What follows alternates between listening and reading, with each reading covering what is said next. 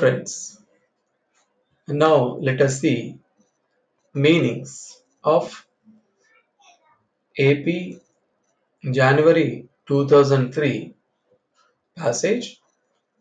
This is speed number 5 of book code SL2A.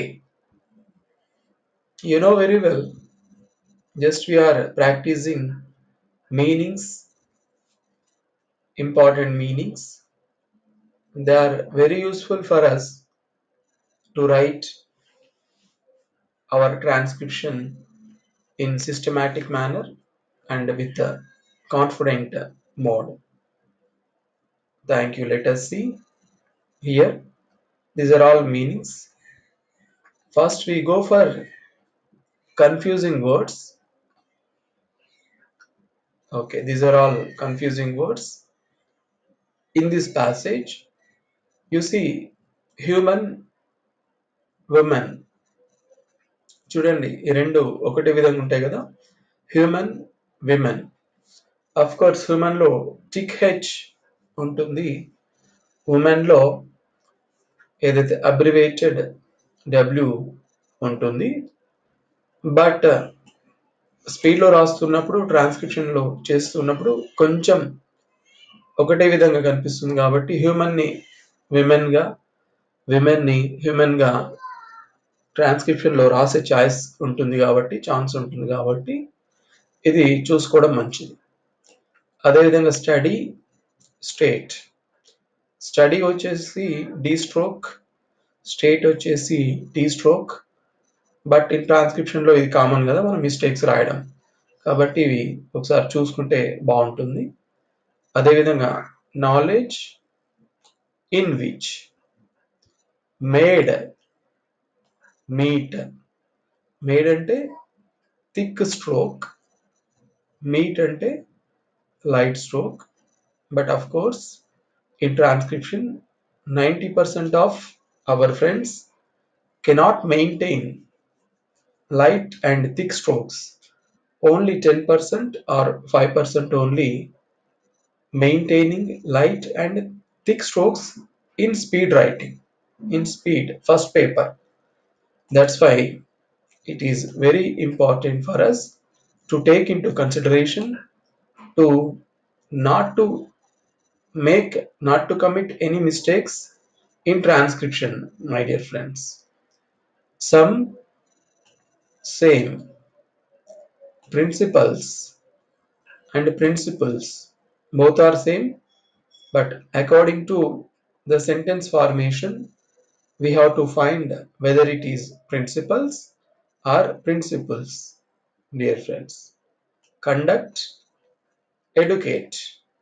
Of course, in conduct stroke we have to put prefix, that is con dot.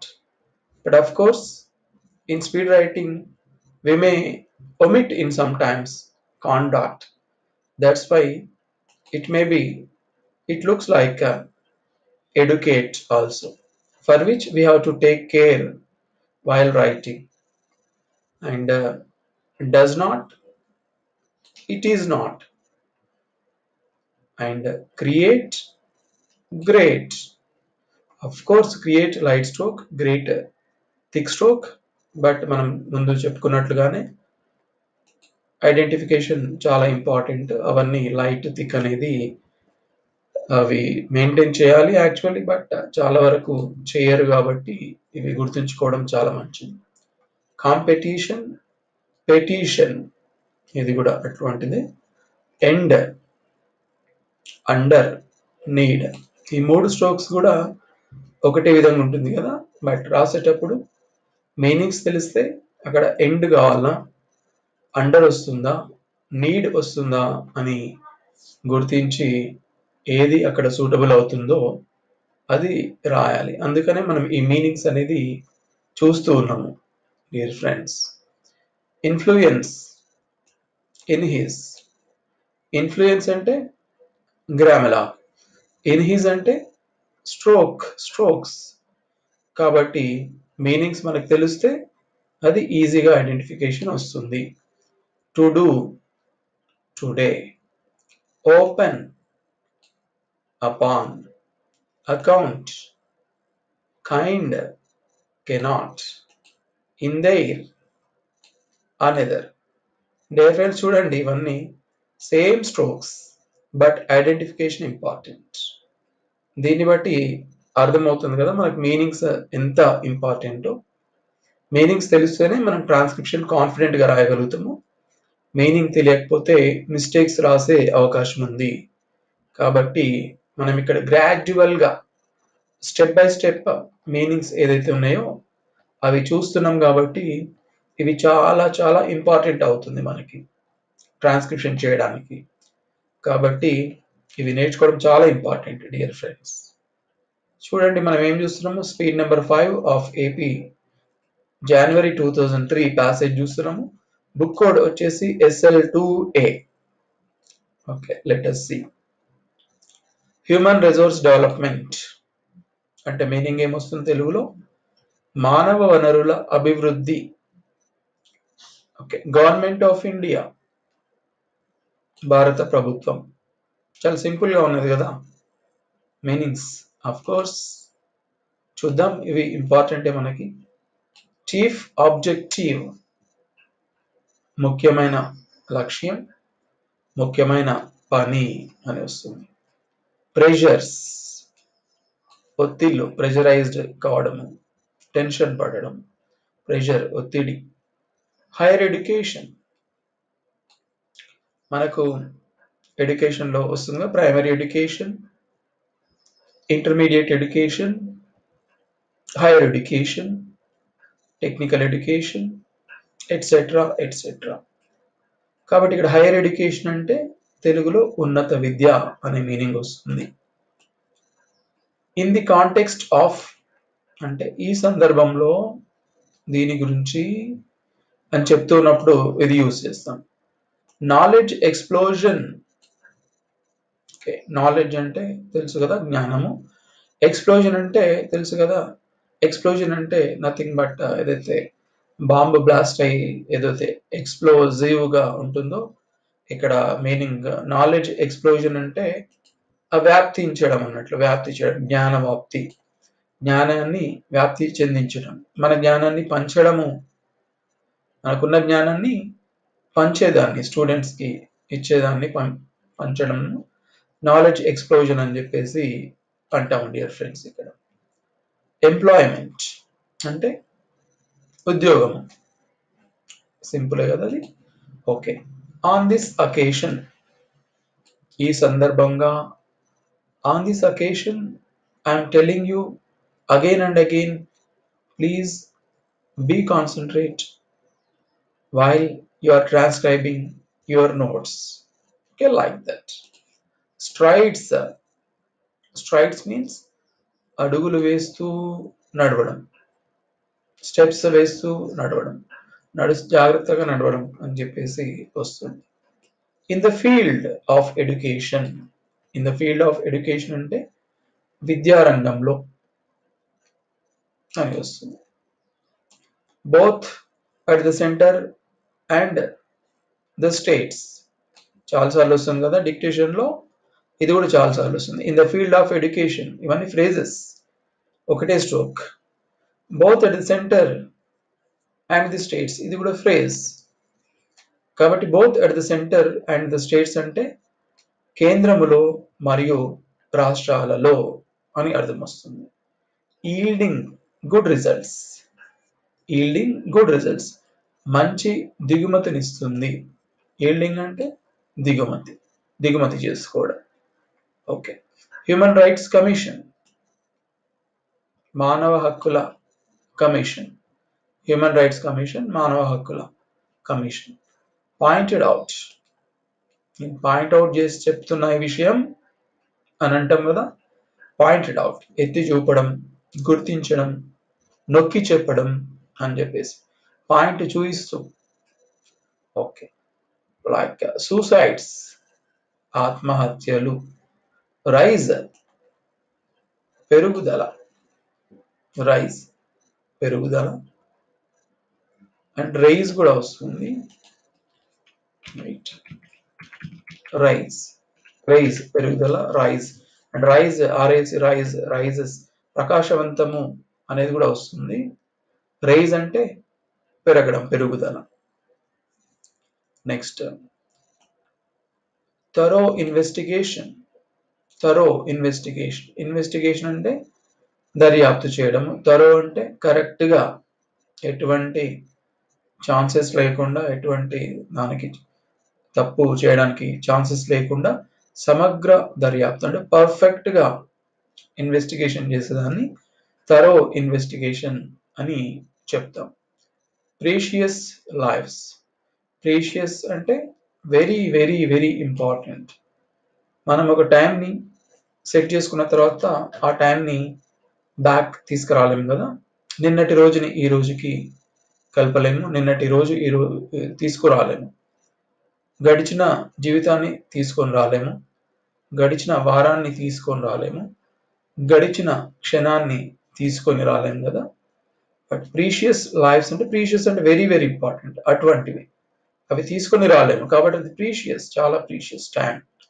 ఇక్కడ చూడండి, precious lifes విలువైన జీవితాలు. జీవితం అంటే చాలా విలువైనది కాబట్టి చూడండి, ప్రొటెక్టెడ్ రక్షించబడింది. ప్రొటెక్ట్ అంటే రక్షణ, ప్రొటెక్టెడ్ అంటే రక్షించబడింది. I would like to invite, నేను మిమ్మల్ని ఆహ్వానిస్తున్నాను.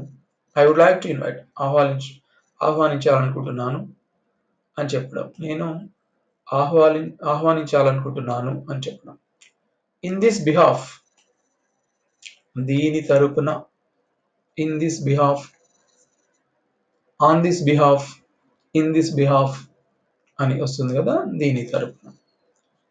అకార్డింగ్ టు, దీనికి అనుగుణంగా.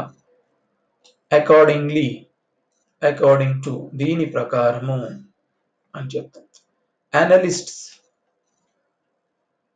విశ్లేషిస్తూ ఉంటారు కదా అనలిస్ట్స్. సిస్టమ్ అనలిస్ట్ అంటాం. అనలిస్ట్ అంటే విశ్లేషకులు. చూడడం, ఏమైనా తప్పు జరిగితే చూడడం, తప్పు జరిగితే ఎత్తి చూపడము, వాళ్ళని అనలిస్టులు అని చెప్పేసి అంటాం. Due to the fact that, దాని గురించి, అందువలన, దాని కారణంగా, ఈ కారణంగా అని చెప్పేదానికి due to the fact that అని చెప్పేస్తాం. Unable to bear the pressure, నేను ఈ ఒత్తిడిని భరించలేను బాబు, నేను ఇటువంటి ఒత్తిడిని అస్సలు భరించలేను. I unable to bear the pressure, I'm sorry అంటే ఒత్తిడిని భరించలేకపోవడము. క్వెస్ట్ అంటే తపన, అనుకోవడము.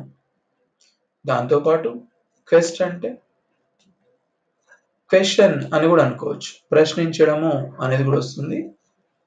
But according to this passage, quest అంటే తపనగా మనము ఇక్కడ తీసుకోవాలి.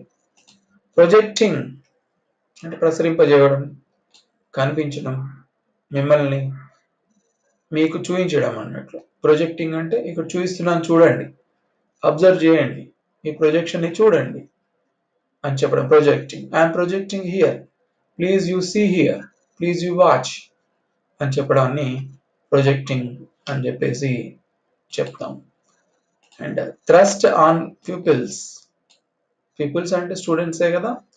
థ్రస్ట్ ఆన్ పీపుల్స్, థ్రస్ట్ అంటే ముందుకు నెట్టడం, త్రోయడం, ఒత్తిడి చేయడం, థ్రెటనింగ్. థ్రస్ట్ అంటే నథింగ్ బట్ థ్రెట్ అంటే ప్రెషర్ చేయడం, మిమ్మల్ని ప్రెషర్ చేస్తున్నాం.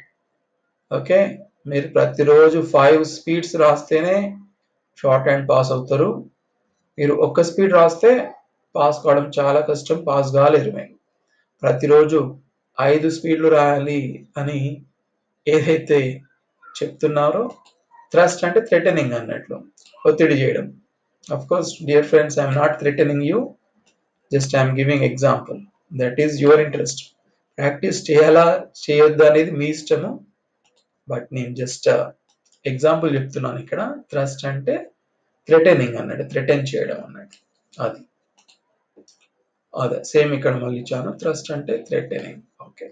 ఇన్ఫాక్ట్ అంటే నిజానికి ఏమైందంటే అని చెప్పేదాన్ని ఇన్ఫాక్ట్ అని చెప్పేసి చెప్తాం. మేడ్ అంటే తయారు చేశారు, తయారు చేయబడింది, తయారు చేసిన.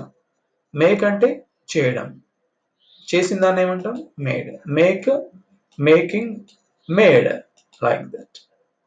Next ahead. అహెడ్ అంటే గో అహెడ్ అని చెప్తాం కదా. Go ahead, why are sitting quiet, go ahead and do your work అని చెప్తాం కదా. ముందుకు వెళ్ళి మీ వర్క్ చేసుకోండి. Okay, you continue your practice, go ahead అని చెప్పేదాన్ని ఆ విధంగా చెప్తాం. From then on.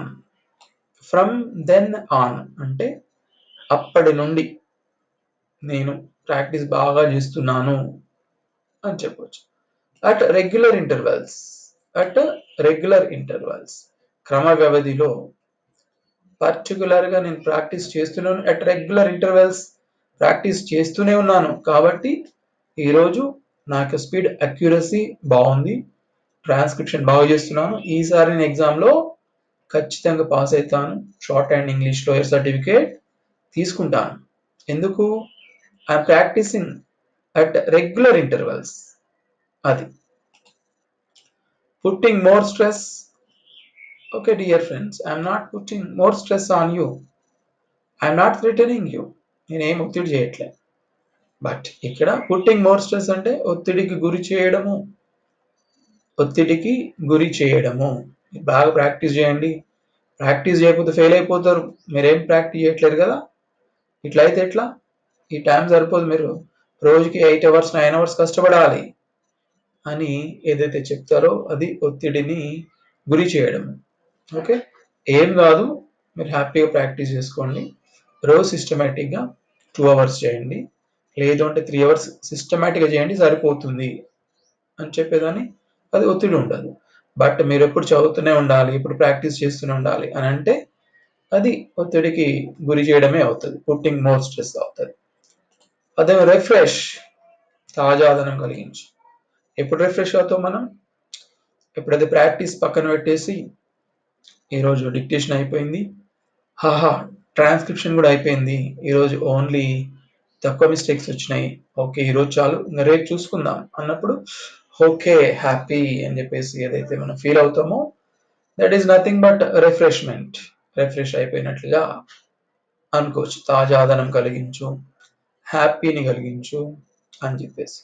ఫర్దర్ తర్వాత okay 80 words per minute pass అయ్యారు కదా మీరు, రిజల్ట్స్ వచ్చాయి, పాస్ అయ్యారు. నెక్స్ట్ ఏం చేస్తారు? ఇంకా ఫర్దర్ ఏంటి, మీ ప్లాన్ ఏంటి అని చెప్పేదాన్ని ఫర్దర్, తదుపరి, తర్వాత ఏం చేస్తారు మీరు అని చెప్పేదాన్ని ఫర్దర్గా యూజ్ చేస్తాం dear friends. Unhealthy competition. Healthy competition and unhealthy competition. Healthy competition అంటే మనకు పోటీ ఉంటుంది. ఎవరికి మంచి మార్క్స్ వచ్చినా, ఎవరికి తక్కువ మార్క్స్ వచ్చినా హ్యాపీగా అందరు ఈక్వల్గా కలిసి ఉండేదాన్ని హెల్దీ కాంపిటీషన్ అంటారు. అన్హెల్దీ కాంపిటీషన్ అంటే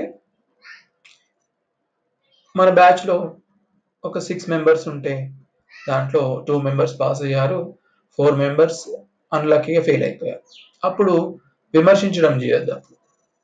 నేను బాగా రాసేవనగా నేను ఫెయిల్ అయిపోయాను, మీరు బాగా ప్రాక్టీస్ చేయకపోయినా కూడా మీరు ఎగ్జామ్ పాస్ అయ్యారు అని చెప్పేసి ఏదైతే ఈ కాంపిటీషన్ ఉంటుందో, ఈ యొక్క ఎత్తి చూపించుకోవడము, అది అన్హెల్తీ కాంపిటీషన్ అవుతుంది. కాబట్టి అటువంటిది యాక్చువల్లీ ఉండకూడదు students and especially for stenographers. Okay, amongst అంటే వారి మధ్య, వీరి మధ్య, మధ్యలో, అమాంగస్ట్ వాళ్ళ మధ్య అని చెప్పేదాన్ని అమాంగస్ట్ అని చెప్పేస్తాం. హ్యూమిలియేటెడ్ అంటే అవమానపరిచారు, వాళ్ళు అవమానపరిచిండ్రు అని చెప్పేసి చెప్పేదాన్ని హ్యూమిలియేటెడ్ అని చెప్తాం. Division. Okay, I divided into 3 parts. One is lower grade, one is intermediate grade, and one more higher grade. There are 30 members in lower division In intermediate division, 15 members. In higher, 40 members are there. I categorize it like that. Division that is called. అట్లా చేశానని చెప్పేసి slowly and steadily నెమ్మదిగా మరియు స్థిరంగా. Dear friends, just you do your practice slowly and steadily, but you don't get any pressurized, you don't get any tension, you don't feel any tense, because I'm not threatening you. I'm giving you sufficient time to you, and there is no time limit to go for examination. According to your practice, just you go and do practice. But now you are writing 80 words per minute, but I am not going to push you to write 120 words per minute, because you are unable to write your 120 words per minute. You are unable to write 120 words per minute speed. Now you are able to write 80 words per minute. That's why I'm not threatening you.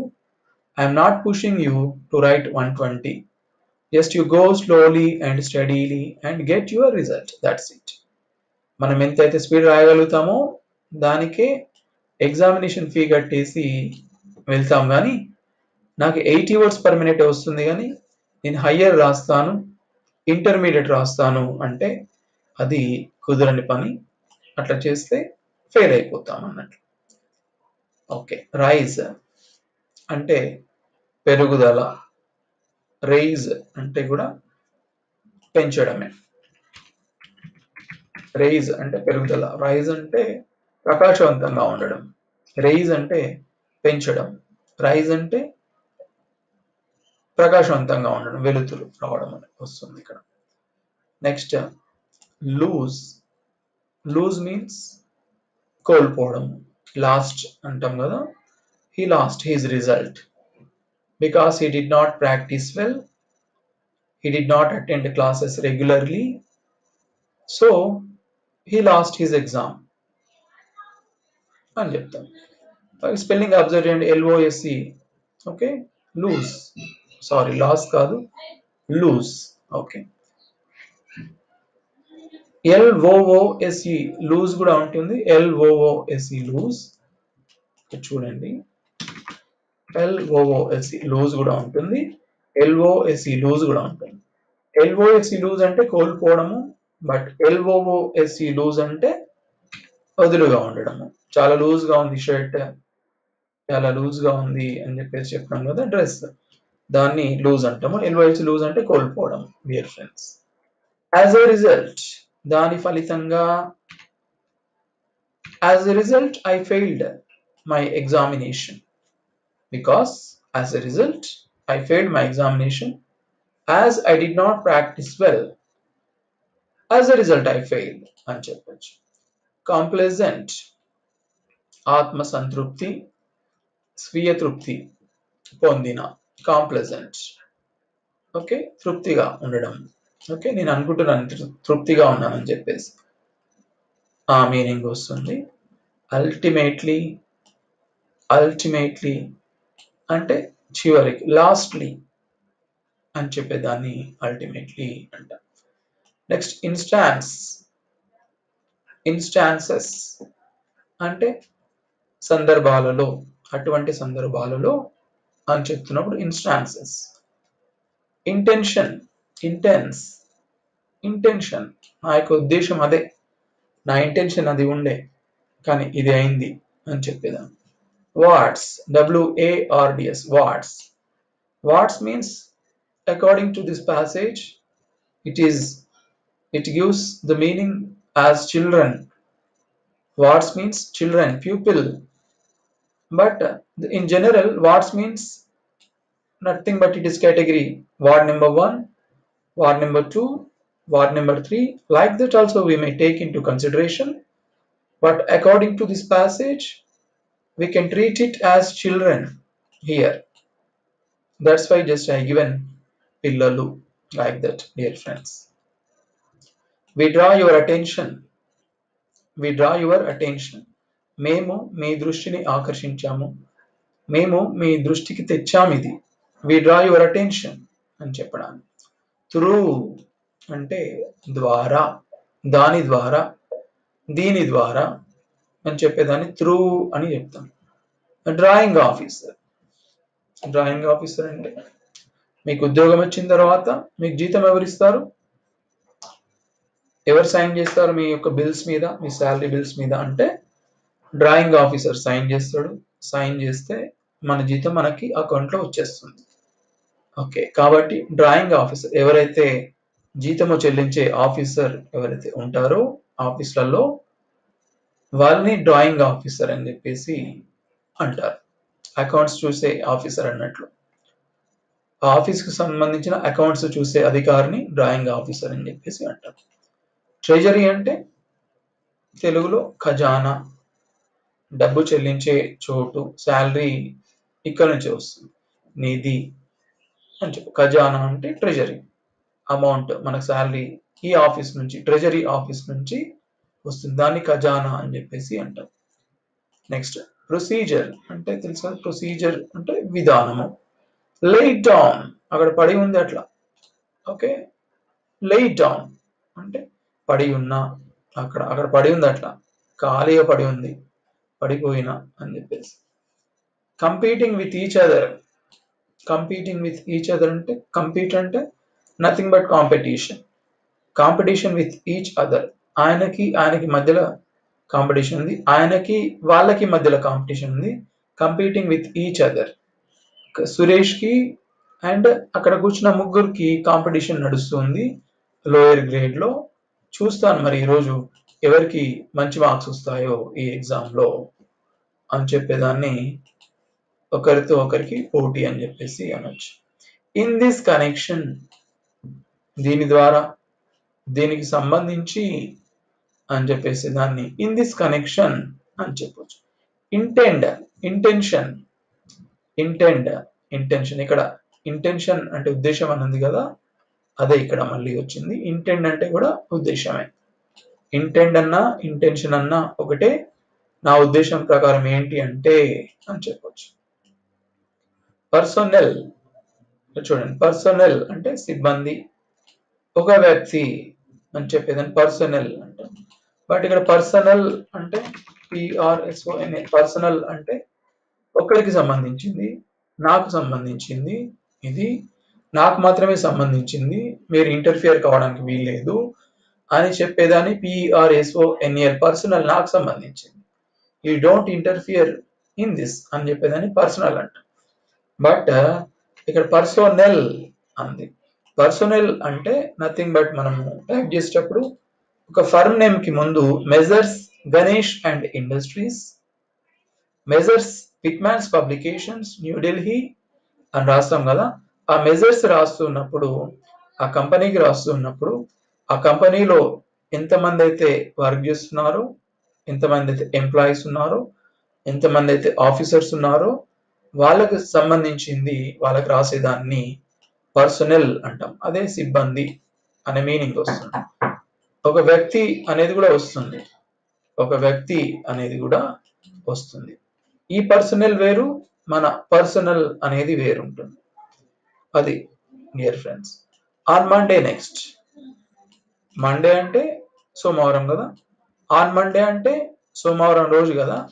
ఇక్కడ on Monday next అంటే next Monday అని చెప్పేదాన్ని on Monday next అని చెప్తున్నాను. ఏం చెప్తాను మా ఫ్రెండ్కి, నెక్స్ట్ మండే కలుద్దామని చెప్తే నెక్స్ట్ మండే వి మీట్ అని చెప్తాం కదా, we meet on next Monday అని చెప్తాం కదా. బట్ ఇక్కడ ఏమంటారు అంటే ఫస్టే ఆన్ మండే నెక్స్ట్ అని చెప్తున్నాం. ఇట్లా చెప్పినా కూడా ఒకటే మీనింగ్, అట్లా చెప్పినా కూడా ఒకటే మీనింగ్ వస్తుంది. ఆన్ మండే నెక్స్ట్ అంటే ఈ సోమవారం కాదు, వచ్చే సోమవారం కలుస్తాము అని చెప్పేదాన్ని ఆన్ మండే నెక్స్ట్ అని చెప్పేసి అనుకోవచ్చు డియర్ ఫ్రెండ్స్. ఎనీవే బాగా ప్రాక్టీస్ చేసుకోండి, మీనింగ్స్ మంచిగా నేర్చుకోండి, ట్రాన్స్క్రిప్షన్ పర్ఫెక్ట్గా చేసుకోండి, కాన్ఫిడెంట్గా ఎగ్జామ్ రాయండి, ఎగ్జామ్ పాస్ కాండి మీరంతా. All the best dear friends. Thank you.